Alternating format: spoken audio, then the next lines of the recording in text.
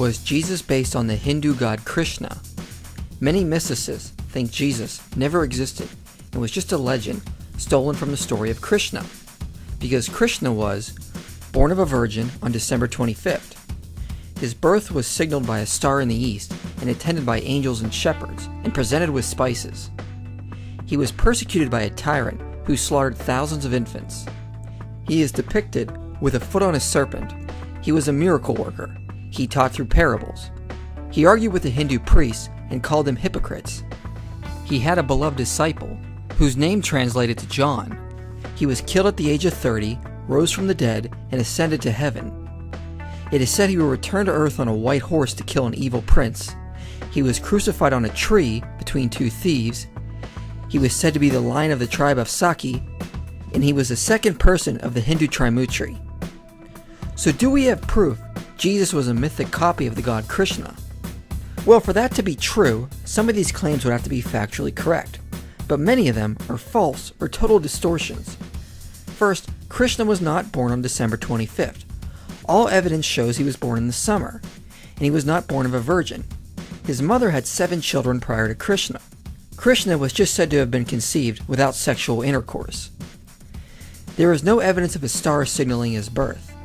There were Hindu angels at his birth, but not shepherds. They were cowherds. And no spices, just flowers divinely given from heaven. These next two are actually true. He was said to be persecuted by a tyrant who slaughtered infants, and he is depicted on a serpent. But Jesus is not depicted this way in the New Testament, nor do early Christians present him like this. This came about later from Christians, but it doesn't even parallel to Krishna, who was actually dancing on the head of a serpent with 1,000 heads in order to defeat it. Nothing like this ever happens in the Bible. Krishna was a miracle worker, but all deities are said to be, so this is too general to form any parallel. The next one is partially true. Krishna did teach, but not through parables. So generally just being a teacher is also way too general to make any type of parallel. It is also true Krishna did attack the Hindu priests for focusing too much on rituals. However, this next one is completely false. There is no evidence of a linguistic connection between these two names. John is just the English word for the name Yohanan and has no connection to India. Krishna was not killed around the age of 30. He lived to be well over 100. It is also false Krishna rose from the dead. After he died, his spirit just ascended into heaven, which is not a physical resurrection like what happened to Christ. It is a distortion of the myth to say Krishna is supposed to return on a white horse. A future incarnation of him is supposed to ride a white horse and kill all evildoers, which is similar to a view of how Christ will return. But this view of Christ is only one view in Christian eschatology. I myself am a post-millennialist, and do not think Jesus is supposed to return for battle, but will return once the Great Commission has succeeded, and live with us in the new paradise created on earth. There is no evidence Krishna was crucified on a tree between two thieves, no evidence he was said to be the lion of the tribe of Saki, and he was not called the second person of the Hindu Trimurti.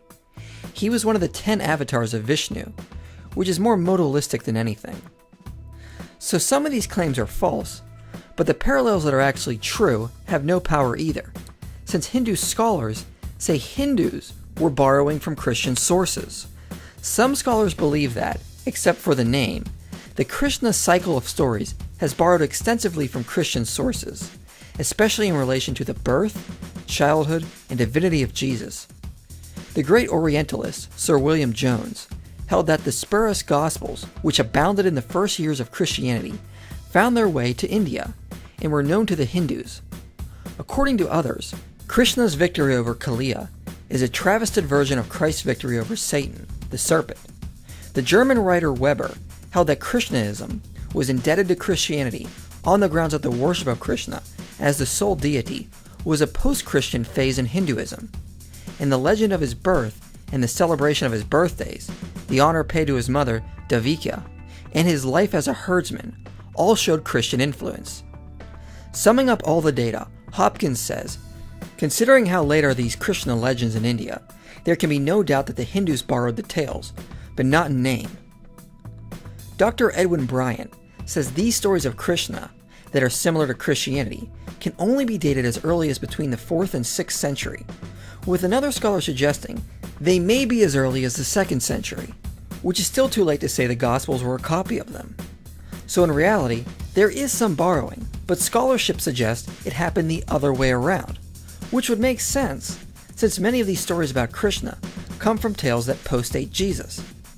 So since that is the case, there is no evidence Jesus was just a myth based on Krishna.